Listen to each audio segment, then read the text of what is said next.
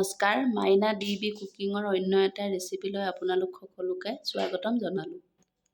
আজি আমি ৰেচিপিত লৈছোঁ কোমোৰাৰ সৈতে হাঁহৰ মাংস। ৰেচিপিটোত কি লৈছোঁ চাই লওঁ আহক। ইয়াত আমি 2টা শুকান জলকীয়া, 2 খিলা তেজপাত লৈছোঁ আৰু কেইটামান গৰম মছলা লৈছোঁ, দালচেনি, লং, ইলাচি। আৰু ইয়াত শুকান জলকীয়া আৰু জালুক একেলগে পিচি লৈছোঁ। ইয়াত 2টা পিঁয়াজ কাটি লৈছোঁ। ইয়াত এটা বিলাহী প্ৰেছ কৰি লৈছোঁ।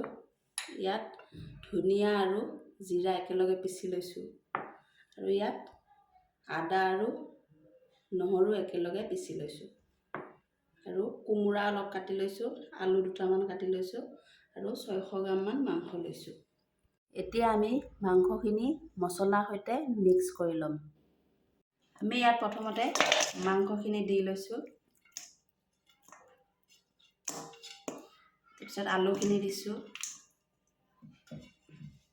পিঁয়াজ দিছোঁ কাটি ৰখা, হালধি নিমখ দিছোঁ জোখমতে,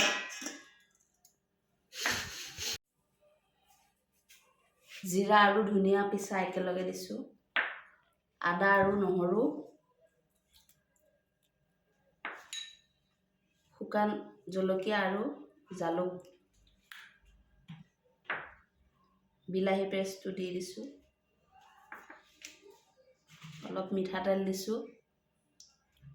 মিঠাতেল আমি অলপ কমাই দিম, যিহেতু হাঁহৰ মাংসত এতিয়া আঘোণ মাহত, কাতি মাহত তেল হয়।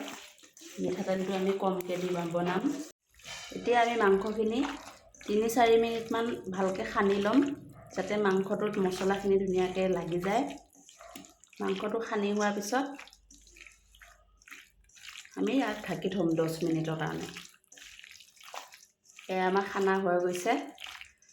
4 মিনিট সানি লৈছোঁ। এতিয়া আমি ঢাকি থ'ম 10 মিনিটৰ কাৰণে।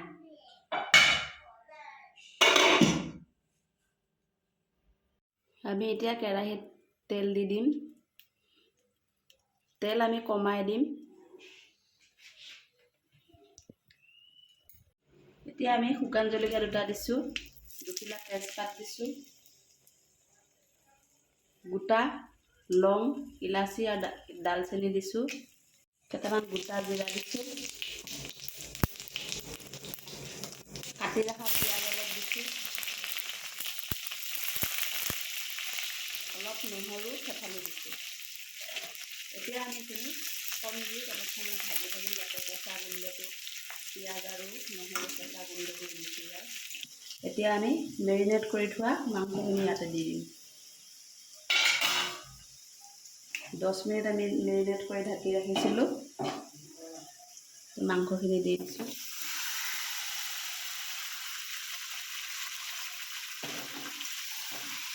ভালকৈ লাৰি দিম।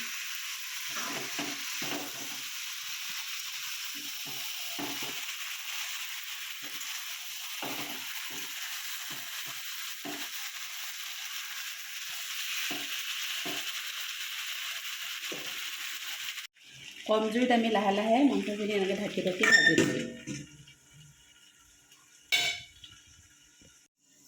আমি আকৌ 1 মিনিটৰ পিছত আকৌ এবাৰ লাৰি দিম।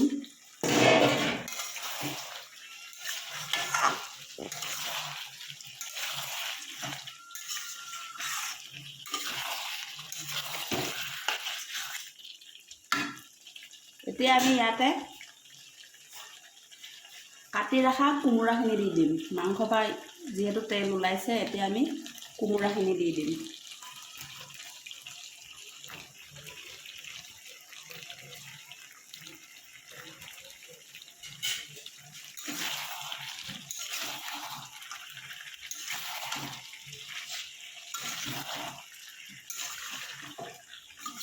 এতিয়া এনেকৈ ভাজোঁতে ভাজোঁতে কোমোৰাৰ পৰাও পানী ওলাব। এনেকৈ লাহে লাহে ভাজি থাকিম কম জুইত।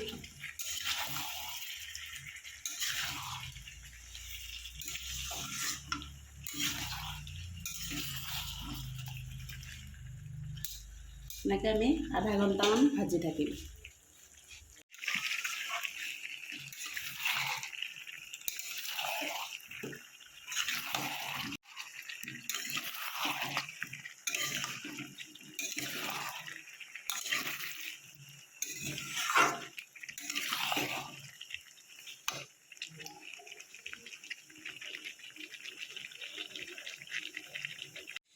এতিয়া আমি গৰম মছলা অকণমান গোটা গৰম মছলা পিচি ল'ম।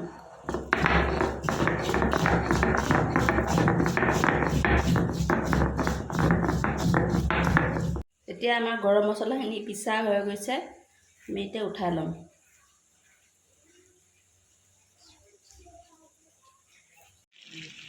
এয়া চাওক মাংসৰ পৰা কিমান তেল ওলাইছে।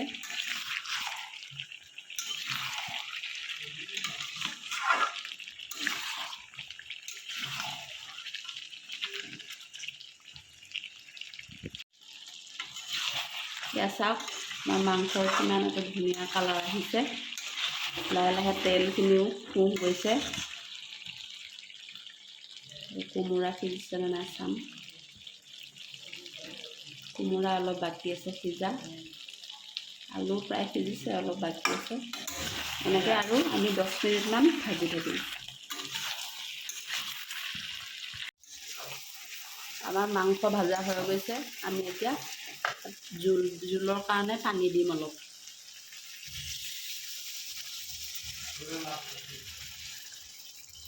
বেছি জোল নকৰোঁ, অলপে পানী দিছোঁ।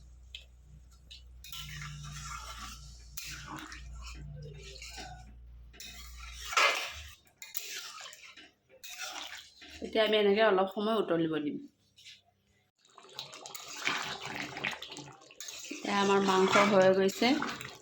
এতিয়া আমি ইয়াতে পিচি ৰখা গৰম মছলাখিনি দি দিম।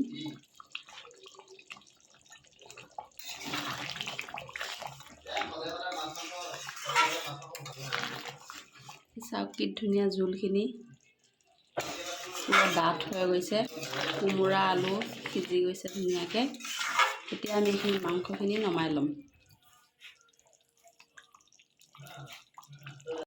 এয়া আমাৰ মাংস ৰেডি হৈ গৈছে, হাঁহ আৰু কোমোৰা। চাওক জোলখিনি ইমান ধুনীয়া ঘন হৈছে। এনেকৈ আপোনালোকে হাঁহ আৰু কোমোৰা একেলগে বনাই খাব। এনেকৈ খালে ভাল লাগে। আৰু যদি ভিডিঅ'টো ভাল লাগে এটা লাইক, কমেণ্ট, শ্বেয়াৰ আৰু ছাবস্ক্ৰাইব কৰি বেল আইকনটো বজাই দিব। আকৌ এটা নতুন ভিডিঅ'ত লগ পাম। ধন্যবাদ।